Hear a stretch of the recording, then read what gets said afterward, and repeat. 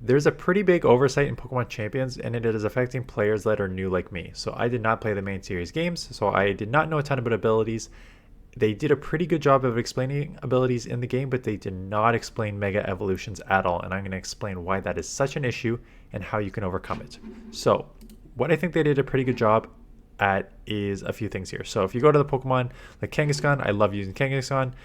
They kind of lay out the four different parts here: stat alignment, stat points, moves, and ability pretty nicely displayed here. So I go to abilities, and on it I have Scrappy. I think this is a fantastic ability, right? You have the ability to hit ghost types with normal and fighting type moves. Normally those moves would not register on the Pokemon, so they would not do anything against it. But with this ability, you're now able to hit them. So I thought that is a fantastic ability to have. You know, there's a lot of ghosts in the meta right now, so being able to like maybe catch them off guard and hit them with that is great.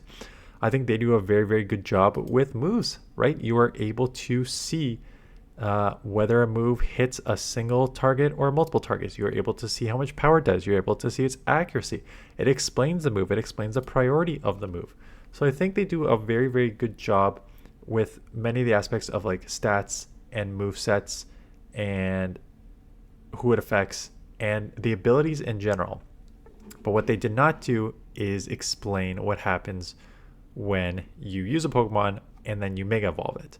So if you go to the shop here, you have the option to buy Mega Stones, but they do a pretty good job explaining what the items do, right? So you have these held items here, and they explain like, look, if you hold this item, it boosts the power of normal type moves by 20%, grass type moves, bug type moves by 20%. So they explain what these held items are. They explain what these berries are and what they do. So again, they do a very, very good job of explaining the held items in the shop. But then you go to Mega Stones here, and it just says evolution. It allows you to evolve. It allows you to evolve. It allows you to evolve to this Pokemon. And that's fine, but it does not explain the Mega Evolution and what that does to your stats and what that does to your ability. So now we go to a battle that I had, and I won't throw a move here, but so you can see in this matchup, they have Basque Legion, which is a ghost type move. So we're going to get to the Kangaskhan, and you're going to see here that I'm going to go, it says Fake Out and Double Edge are effective here because this is the duo battle. Those are effective on the Garchomp. But if you choose Double Edge, which I'm about to do here in a second, and go to Basque Legion, you'll see in the top left-hand corner, it has no effect. And, you know, you might be thinking like, oh, your ability has it that your normal type moves will hit ghosts. Why is that not hitting ghosts? And that is because I have a Mega Evolution here. And the Mega Evolution changes the move here, right? So that is something that is just not explained in this game at all. And it's a killer for those of us who have not played the main series games and don't know the Megas. So I turn your attention to this site, game8.co. You can search just Google in general. I searched Google, and there was a lot of different sites that came up that had some examples of the Megas and some of the moves and what they mean, but I feel like this is the one that had everything. It identified the name of the Pokemon. It identified the different stats and speed that the Pokemon gets, and then right below it, it has the Mega Evolution. So if we go and we find Kangaskhan, which is right here, oh look, the Mega Evolution is Parental Bond, which means the parent and the child attack one after the other. The power of the child attack is 1/4 of those of the parent. So that makes sense that I've seen that. I run with Double Edge. You know, your Kangaskhan attacks first, and then I always call it the baby. The baby attacks next, doing 1/4 of the damage. So this will allow you to even just understand what certain ones are. So like I see stuff like this all the time. Mold Breaker. The Pokemon's moves are unaffected by the ability of the target with certain exemptions. Like the ones that you don't see, I find that are the hardest, right?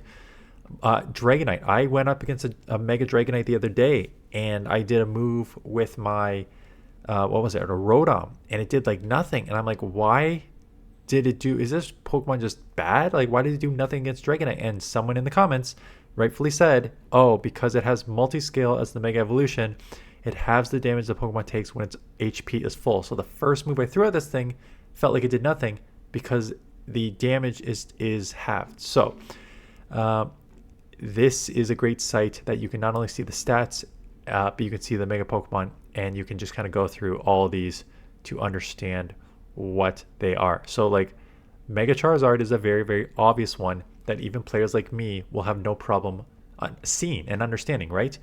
I know, because Charizard's a main meta Pokemon, and I know when it Mega Evolves that the sun comes out, and that also helps them throwing like Solar Beam right away, like without having to like take a pause there. So like the ones that you see are easy. The ones that you don't see are tough. And Shadow Gengar, Mega Gengar is another one.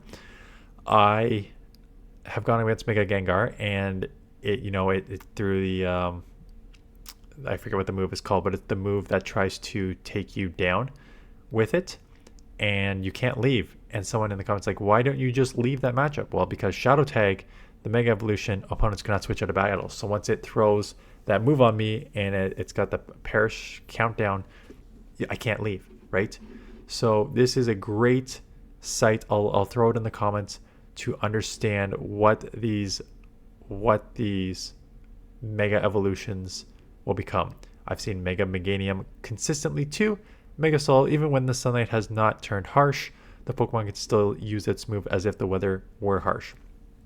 It has Solar Beam, right? So you would go up against a Mega Meganium, and it would throw Solar Beam even if the sun wasn't out, and it would still hit you on the first time, even though it is a 2-turn sort of move, and that is because of its Mega Evolution. So kind of a big oversight in the game, especially for newer players. I do think they do a really good job with a lot of the other aspects of the game, so I commend them for that. I would love to see them maybe just explain that somewhere, even if it's in a tutorial or something.